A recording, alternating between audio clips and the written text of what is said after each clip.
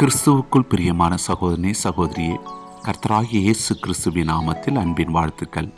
இன்றைய நாள் தியானமாக லூக்கா 10:42 வசனம். தேவையானது ஒன்றே. மரியாள் தன்னை விட்டெடுபடாத நல்ல பங்கை தெரிந்து கொண்டார். பிரியமானவர்களே, தேவையானது ஒன்று, அதுதான் நல்ல பங்கு. மரியாள் சரியான இடத்திலே, தேவ சமூகத்திலே அதை தேடினார். அது ஜீவனாயிருக்கிறது, பலனாயிருக்கிறது, அது சந்தோஷமாயிருக்கிறது.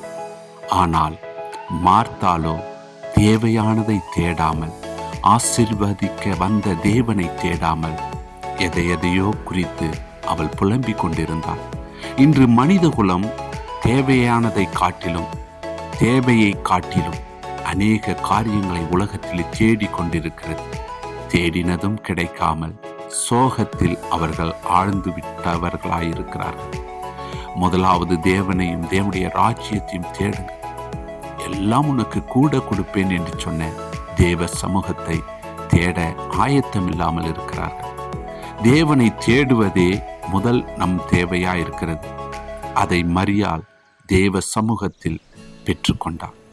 அதை செய்ய தவறின மார்த்தாளோ அவள் வாழ்க்கையிலே தேவையற்ற தனிமை, தேவையற்ற வருத்தம், தேவையற்ற கோபம், தேவனையே கேள்வி கேட்பது, தேவனுக்கே ஆலோசனை சொல்லுவது, தேவையற்ற கவலை, தேவையற்ற குறை கண்டுபிடித்தல் என மார்த்தாளின் வாழ்க்கையிலே அநேக உபத்திரவங்கள் வந்து சேர்ந்தது. அதை நினைத்து நினைத்து புலம்பிக் கொண்டிருந்தாள். அன்பான தேவ பிள்ளைகளே, தேவையானது ஒன்றே. அது நல்ல பங்கு, அது ஜீவனாயிருக்கிறது, அது தேவ சமூகத்தில் இருக்கிறது. அதை நாம் பெற்றுக்கொள்ள ஆயத்தமாயிருக்கிறோமா? பின் நாட்களில் மார்த்தாள் தன் தவறை உணர்ந்து தேவ சமூகத்திலே தேட தன்னை ஒப்பு கொடுத்தாள். அன்பான தேவ பிள்ளைகளே, மார்த்தாளைப் போல உன் வாழ்க்கையிலும் தனிமை, கோபம், தேவனை கேள்வி கேட்பது, கவலை, மற்றவரிடத்தில் குறை கண்டுபிடிக்கிற காரியம் உன்னிடத்தில் உண்டா? தேவன் உன்னிடம் சொல்லுகிறார், உன்னை விட்டு எடுபடாத நல்ல பங்கை தெரிந்து கொள்.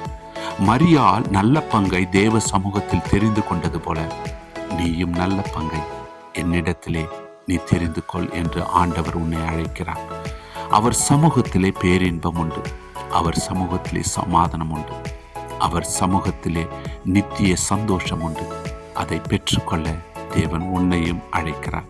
அவர் சமூகத்தில் அமர்ந்திருக்கும் போது தேவன் உன்னை விட்டு எடுபடாத நல்ல பங்கை தர அவர் ஆயத்தமுள்ளவராயிருக்கிறார்.